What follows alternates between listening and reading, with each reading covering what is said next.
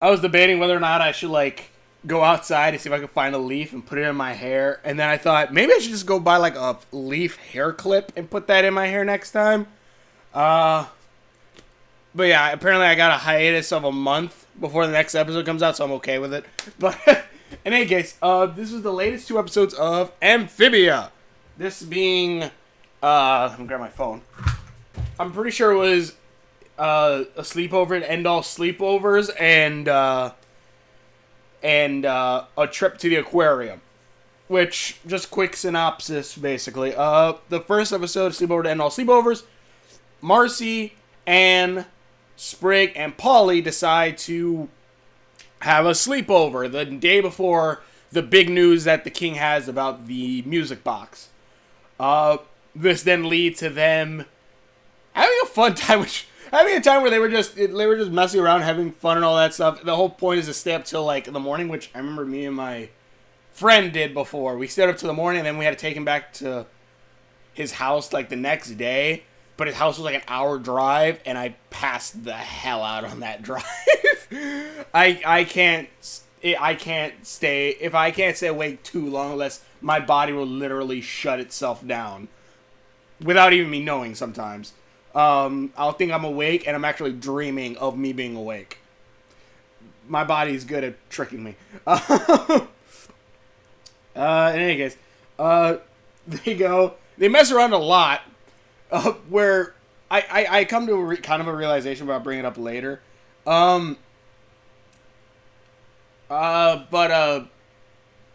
Is it Anne? They're basically I want to say the queen, but she's not the queen. I think she's the advisor to the king. Whoever the female nude is, she basically comes and goes, "Stop it! Don't go to the basement.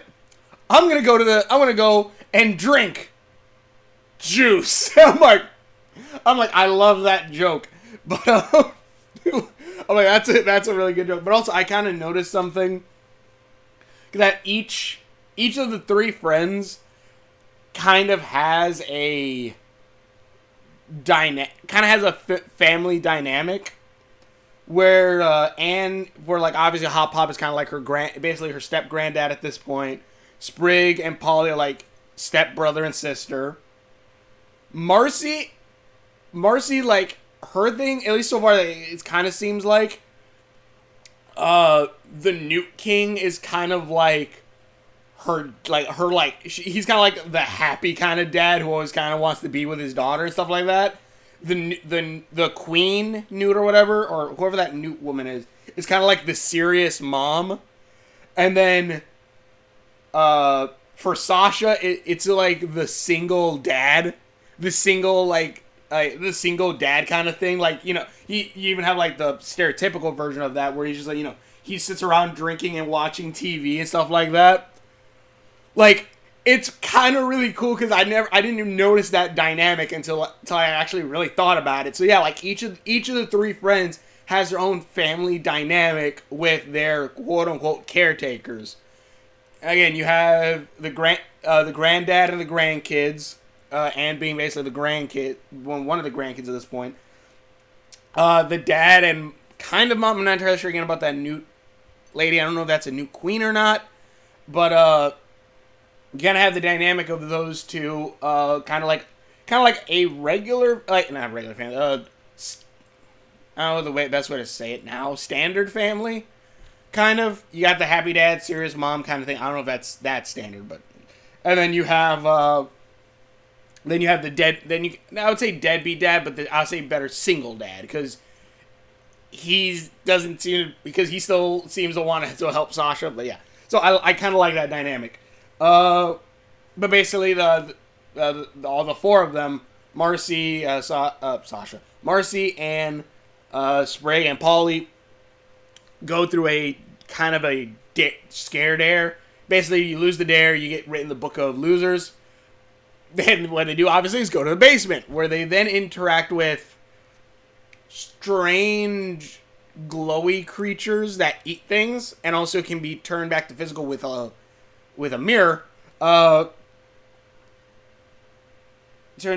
mirror, Let's see here. Oh, I wrote that at one point, and I think it's Anne shakes Polly. I'm like, don't shake the baby. Oh yeah, the Newt mom's also. I'm just gonna call her that, Newt mom. She's was also drinking a Long Island tea as well as reading a bad romance novel. Uh, they go into the basement. They disturb a crypt.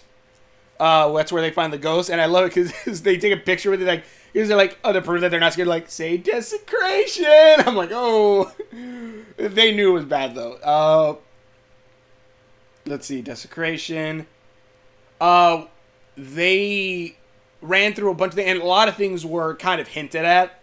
One, like, they ran through a place where there was a bunch of plants, and one of the plants came to life and was looking at the screen, which, it's the Mist Monster. Or it's wherever the Mist Monster came from, that's the Mist Monster. They also ran past a picture that showed what I assume is the Newt King, and I think either his actual wife, or maybe that's his kids too, and what looks to be a daughter who's dressed very similarly to Marcy. So my guess is, and mind you, I wrote the whole family dynamic thing beforehand, because especially then we later on find out that the basement is connected to, I'm gonna have the name right. Her name's Marcy, right? If not, whoops. Marcy's room. It's kind of the Marcy's room. So my guess is that like those family dynamics are a little bit. Maybe there is even a reason for it, but also like my guess is that Marcy is basically the Step King surrogate daughter, just like how I put it here. It is like almost not just kind of like literally a surrogate daughter, because she looks like she's living in the same room as her, dresses similarly to her, might have done experiments like her from everything that's seen, like. It doesn't, like, there doesn't seem to be, like, it seems to be pointing directly to that. Which, I might bring up an Amphibia theory at some point. But yeah, this episode was really good. They basically, at the end, they get out. They use the mirrors to turn all of the ghosts physical and beat the crap out of them and throw them underground. And finally finds out she has twigs and stuff in her hair. Which... she cleaned it out before for that one party episode, and then she now she just notices it. I'm like, it's just really a stupid joke, but it was a funny joke. And then the guys are literally scared for majority of the night. They're like, yep, we're just gonna stay awake. And also then they question wait, those are ghosts. Is there an afterlife? And like, oh my god. Surrogate daughter. His daughter was kind of dressed like Marcy. The Moss Monster. Oh yeah, I really do like that. When we're looking at this, if we're looking from a standard point of reference for certain things, if we're following the three friends, we are technically following one of. And I guess it is debatable, and obviously it just depends on which camera angle you're pointing from. But we're technically following with Anne and Marcy the satellites or the secondary characters to the main character, because Sasha is the one that pushes her friends to do more. Sasha is the friend that is the strong fighting type. She's the one who's naturally power as well as be able to actually pull some no-talk jutsu technically at some points to get herself out of some situations. So, Sasha technically would technically be the main character. But we're following the other two. They're like, Sasha would know what to do. And I kind of like that. One, it throws off the dynamic of everything. As well as having it to where, these two characters have to grow on themselves without, their lead in a sense. Though not to say again that Sasha is a good main character. She's kind of, if anything, this shows that she was a very bad influence on her friends. But still, they're friends, and I kind of like that. Next episode, it literally cuts off right after the last episode, because it literally comes to them wake up yawning because they've been up all night. I haven't. I just felt. Actually, I passed out like. I passed. Oh wait, I forgot to mention. I forgot there was a point where Marcy and Anne kind of go. I forgot what the context was. I think they said like, or wait, maybe it's later. There's a point where they say like, why can't we both be queens? And like, Marcy goes, and that's not how it works. And then all I could just think of was, and I was, but yeah. Hopefully there was an edit there. If not, I just look like an idiot. Anyways, episode 2. Just so I can, when editing. Hopefully. The next one, they, again, continues exactly where last left off. The Newt King says, I found something! Has a giant book where I thought Marcy would have saw because she went, but whatever. Opens the book. Turns out that whatever's in the book, it turns out that supposedly what it says in the book is that the 3 gems are used by the Newt King's ancestors because the thing's ancient, and they were scientists and what was the wording he put? Peaceful explorers. Yeah, that's what they said about Columbus. Yeah, I don't. That alone, I already knew. That I already knew. Like, well, I can't trust the Newt King. Also, I have this. Hold on, where is it? I have this. I found it off of Twitter. I assume they checked their stuff. I don't know, but I went through it and I tried to like match up with what it's the words in the book. I don't know if I got it wrong because under the 3 symbols there were 3 different things, and one of them said W-A-T. I'm like, what? I'm like, I don't think that's right. And then like the other one didn't make entire sense either. But yeah, but in any case, there are 3 symbols with the 3 gems. Basically, the king says that these gems are magic power. Or maybe I'm supposed to read it across like that. Maybe. But these magic gems were used to travel to other worlds with this music box, and basically, again, peaceful explorers. Sorry. Peaceful explorers. I basically said that to unlock their power, you have to take the box to the 3 different temples. And you go to the temples, each M has a special energy power. So think the Sonic Unleashed. Go to the temple, take the music box there. It'll charge each of the gems. You have 3 temples to go to. Good luck. And also, like, what I want to bring up is there are 3 gems. There are 3 gems as well as 3 symbols on there for each gem. One of them was mind, heart, and power. I assume power because they had a fist like this. Or I guess fighting spirit, maybe. But in case, like, I can pretty much, I think after this episode, I have pretty much already, you can probably already, I think you could even guess beforehand. Mind means for Marcy. Amphibia Marcy. Okay, I was right. Just wanted to make sure that was her name. Marcy is mine because she's the smartest of the group. Heart is Anne because she cares the most as well as everything else. And also a lot of things that it was kind of like not beating you over the head because it is subtle how it works.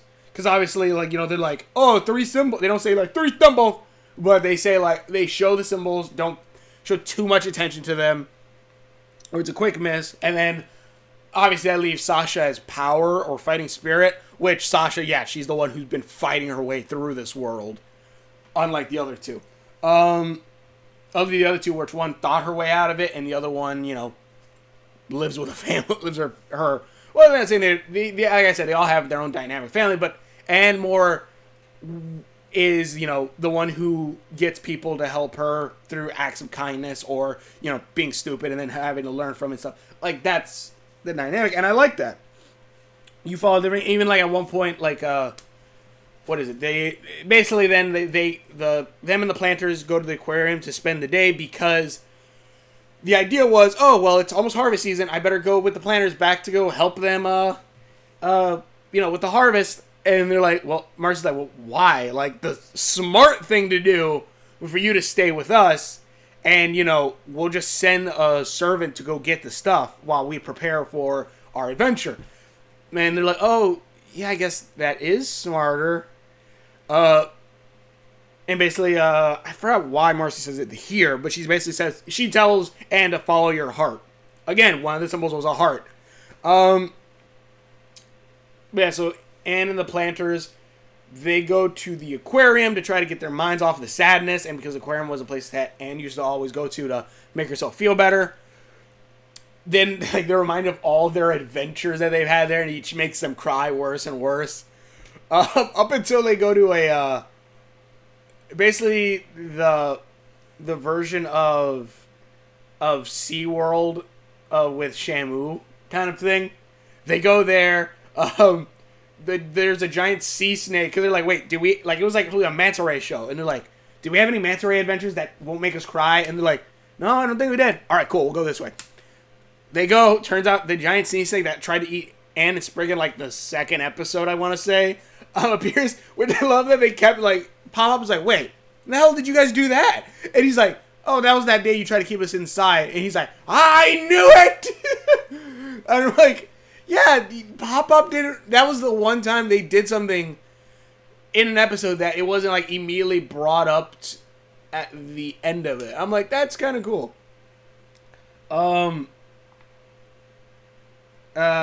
So yeah, Rob, they snuck out. The snake apparently wasn't scared of it after it wasn't gonna attack them because Sprig started crying, and it turns out that snake is a wuss, unlike the other one. And then, but it turns out the manta rays will try to eat Sprig, so then the Planter family has to join together, fight off do some pretty cool fighting together as they fight off the manta rays, which I'm thinking these poor sea creatures. And then the sea creatures get knocked over the wall into the ocean and swim away, which I would have loved if there was a whole, there's saltwater fish! That's clean, that's not saltwater out there! And they just but no, that's not how it happens. Yeah, and then they get kicked out of SeaWorld. Let's see here. Rob, they snuck out of the water house. Oh yeah, there's a bit where Sprig and Anne basically start crying, and Anne's like, "Come here, Sprig," and they hug each other. And this movie they end, I'm just, that reminds me of me and my brother. Mostly because I never want to leave Texas and I want to go back to living in Texas. The only reason why I'm here is because but in any case, I want to go back to Texas, and I gotta find a job over there in Texas. Yeah, that reminded me that reminded me so much of my brother, because I was like, yeah. And my brother's the one who would try to help me calm down. But yeah, so and my brother lives in Texas, so everyone knows. And then at the end, the Planters are driving away in their cart thing. Anne's with Marcy, and it's sad, and Marcy just goes, "Follow your heart, Anne." And she's like, "I'll it's probably better that you hold on to the box and when you get it, and then everyone else, and then we'll send a servant to come get you," and stuff like that. They hug, or no, I think she said that she'll go over there to go pick her Anne up. They hug, and the Planters and Anne head out back Anne runs through the town just to hammer in, that she is the heart of the three friends. Because she goes, you see all the people, new friends she met in Utopia and all that stuff. I don't know what the hell that one person on the snail yelled. Someone in the comments, tell me that, please.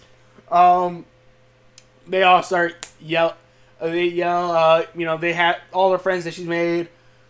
It's all fun, heartfelt. I really love the scene of them riding over, the water's maybe just above sea level, that much, but it looks like they're riding on water, which is kind of cool.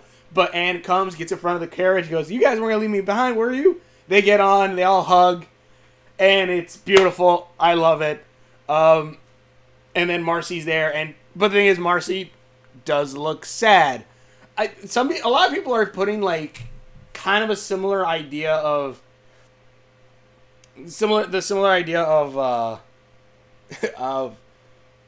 of Marcy and Anne together, similar to Luz and God, why can't I remember her name? Amity. Amity.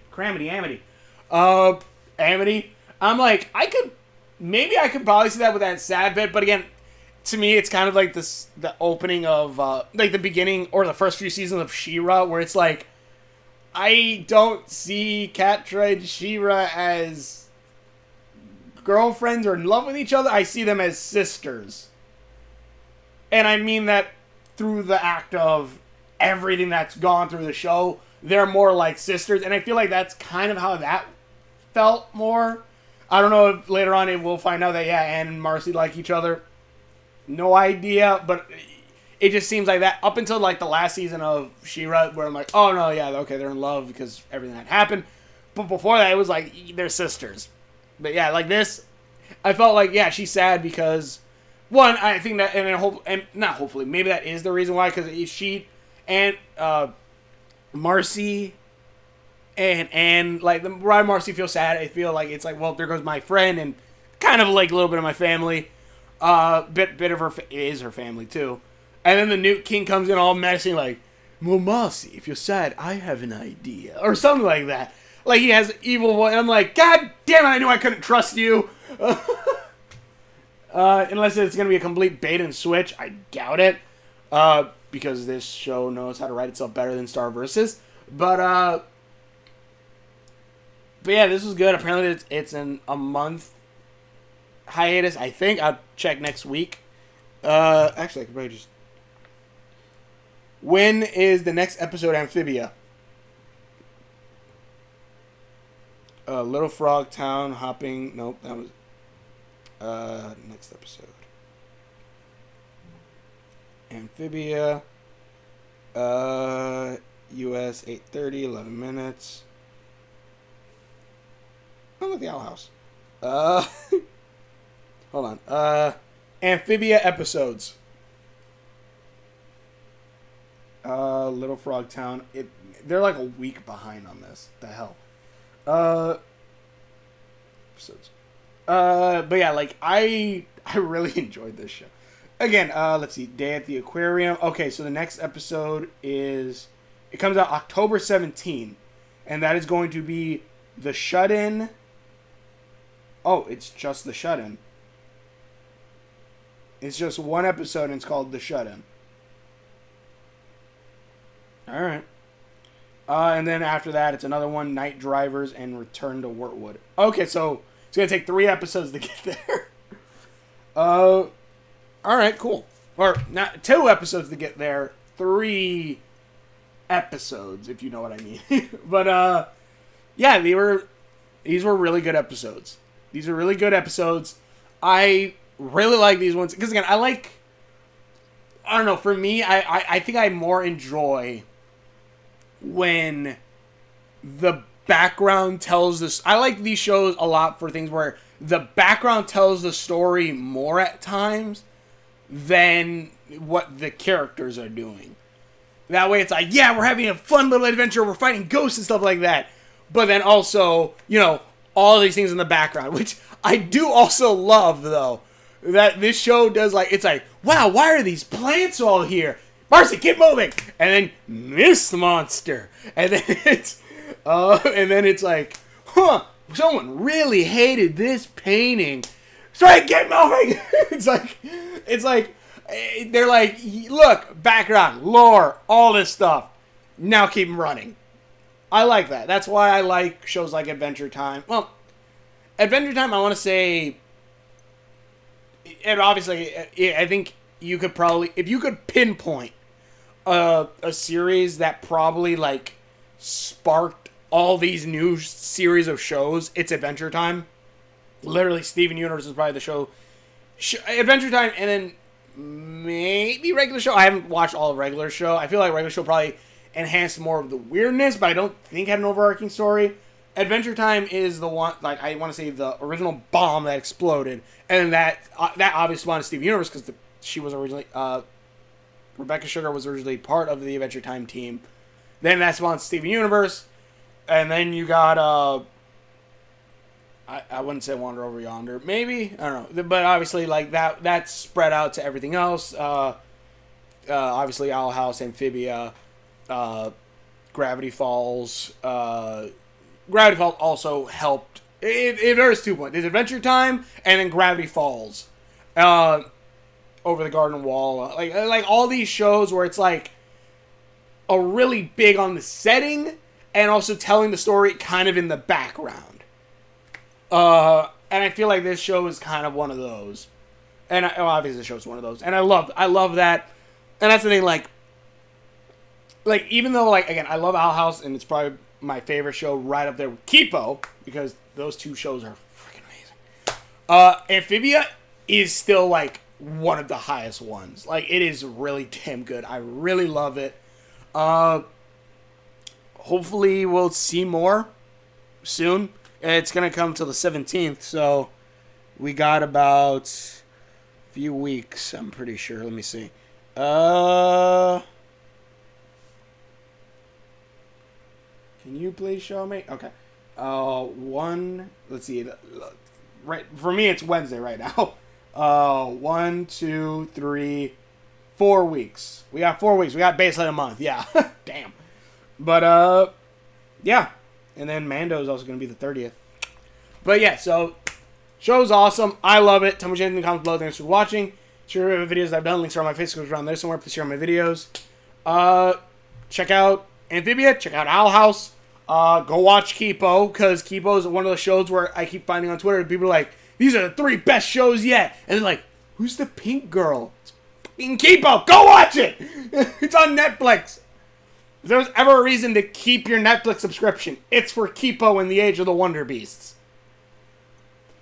I was going to say and something else, but I'm not entirely sure. I'm watching the Jurassic Park show right now. I don't think I'll make a review. Maybe I'll make a review when it's done, when I finish it, but it's okay for right now. I honestly would have preferred if the show was at 2D animated compared to 3D. 3D is not that great. That's another video. Thanks for watching the videos, and we will see you later. Take us away, Albert. Yeah, I love Alice. And Amphibia. I'm going to get some Amphibia things.